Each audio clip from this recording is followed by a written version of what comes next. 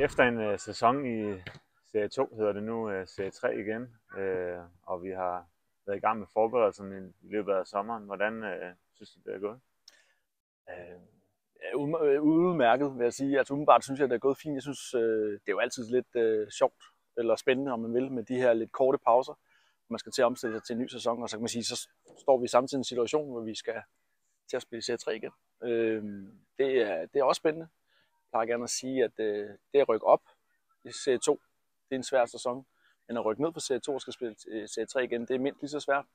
Fordi der er noget mentalt, der ligesom skal indstilles der. Så alt i alt synes jeg, det har været fint. Jeg kunne godt tænke mig lidt mere tid, også i set lyset af sådan holdets sammensætning og sådan nogle ting, så kunne det være fint, hvis man havde lige haft et par uger til, men ja, udmærket. Hvad forventer du dig så af sæsonen? Der er ingen tvivl om, at med det potentiale, der er i holdet, og som nedrykker, så er der er et mål for øje, og det er en oprykning.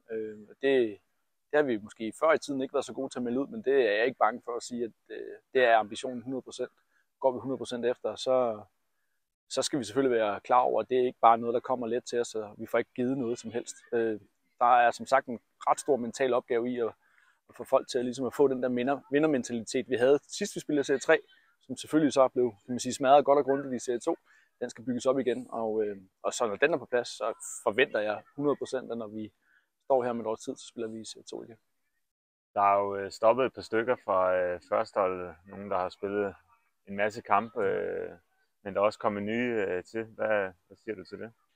Jamen, først og fremmest synes jeg altid, det er ærgerligt at miste fodboldspillere. Selvfølgelig fordi de spillere, man ligesom siger farvel til, alle sammen har været gode fodboldspillere, men allermest fordi det jo også er gode mennesker, og en del af det klubliv og det sammenhold, der har været i klubben, og vi virkelig har dyrket her over de sidste par år.